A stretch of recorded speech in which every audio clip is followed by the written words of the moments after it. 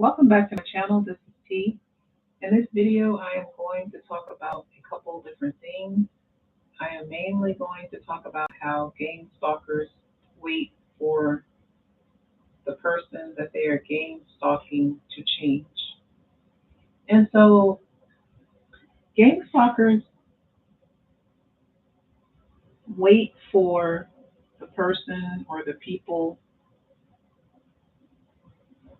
that they have taken a break on game stalking to change. Some of them are very disturbed mentally. And what I mean by that is, although they have pulled back from directly stalking a person, they still have it on their mind to return to game stalking a person when the time is right, when they feel that they can succeed in, getting what they want out of this person.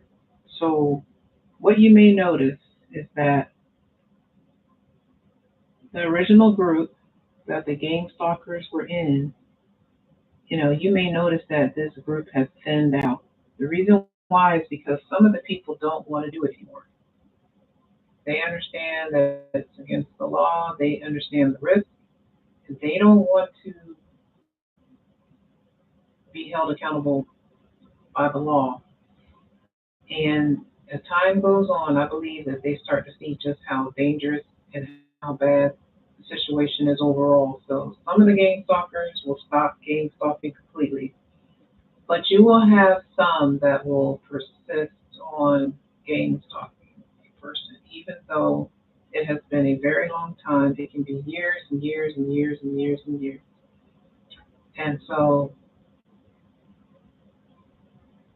this crystal that I have here can help you to deal with this situation because it is a tiger's eye crystal.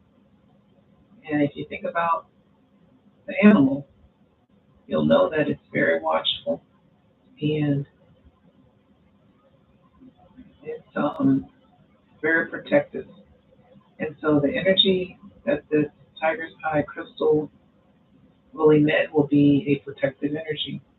And it will help you to use your intuition so you can be more watchful of what's going on around you, because that will help you when it comes to dealing with the overall situation of possibly still living near these game stalkers. And so you may notice that a lot of the people that were involved, or some of the people who weren't involved, are nowhere near where you are. If this is near your home, you'll notice that you don't really see these people anymore. And so you may think, well, why aren't the people going about their day and their life like they used to? Because, you may remember that some of them were just going on as if nothing was happening. They were walking to the store, getting groceries, you know, jogging past your house, having conversations with other neighbors while all these things are going on. And you may think, well, why aren't these people outside partaking in these activities that they used to partake in? Like, because in most normal neighborhoods, people are out and about. And, considering that the gang stalking has really died down, why aren't these people outside? Especially if they showed themselves to be friendly people. Well, they're not, because some of them are waiting for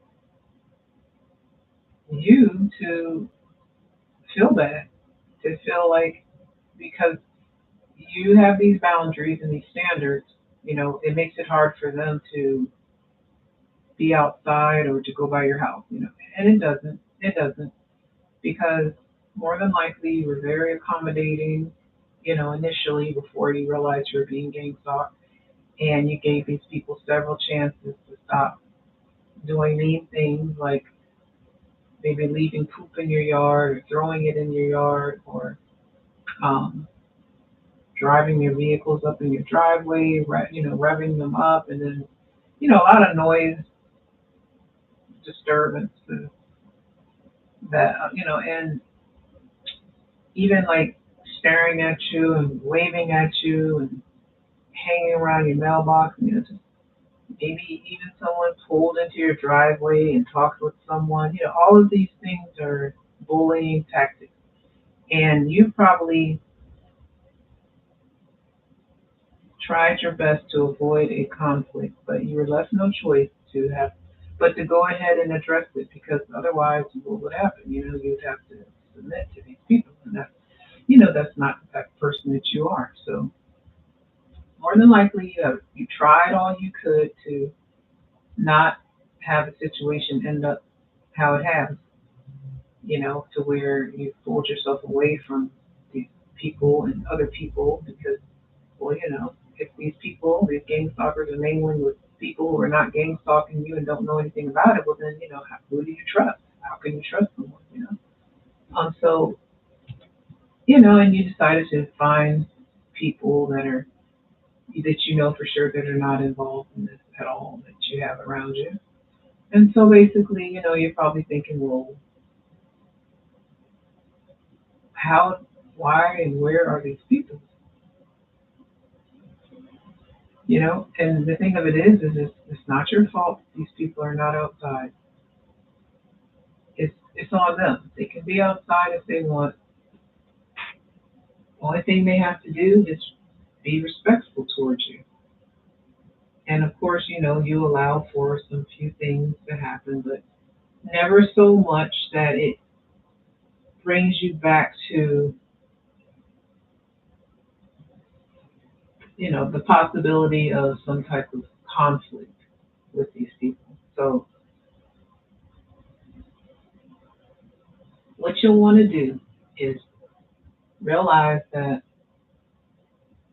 if they're not outside and acting as they used to, that is not your fault. You are not responsible for other people outside of your family, outside of the family that's nurturing and caring towards you.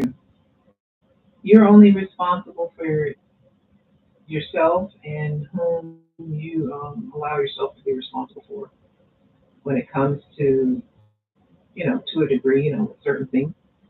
Of course, legally, you have children, whatever, you're responsible for your children, of course. But you know what I mean. So basically, um, you have to allow the situation to be what it is. If the people do not want to act like they used to in terms of just going on about their life, because it's very unhealthy for you to feel as though you're responsible for people completely going in a totally different direction than what they have to. You know, they have to get on with their life, and you have a right to get on with yours.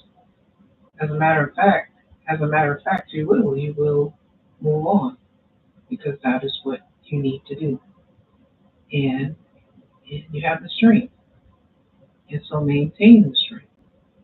Keep going. Keep moving on. You don't have to have a whole bunch of people around you. The only thing you really have to do is do what is required,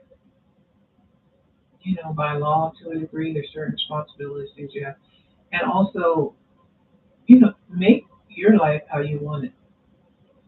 If no one is getting hurt by your choices and decisions, then apparently you're doing something right.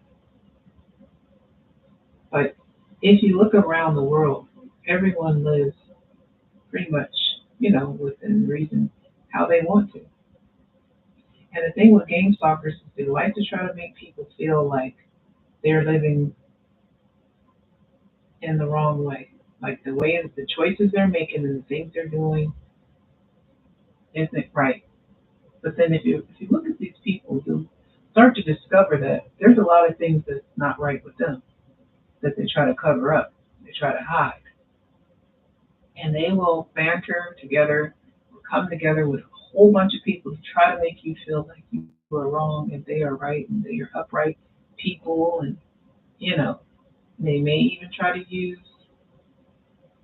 some type of spiritual something with, you know, to back their decisions, and that's unfortunate because what that does is it smears the spiritual purpose, you know, and it can actually drive people away from the spiritual purpose when they see people doing wrong and then claiming to be spiritual people.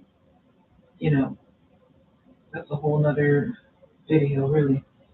Um, so basically, what I'm saying is, you are wise, you're smart, and you're intelligent, and you know what's right, you know what's wrong, and that's really all that matters. And so continue to move on with your life. These people need to move on with their life.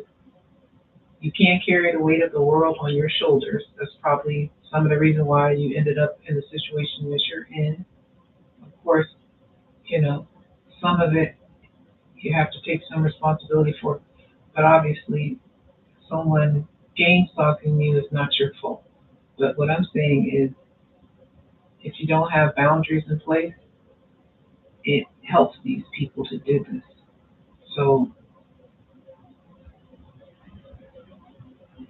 do not feel bad about loving yourself and taking care of yourself because ultimately it is your responsibility. And so be well and take care and know that you're doing the right thing. And if you need further assistance, definitely don't just depend on this crystal for all the authorities. So see you next time.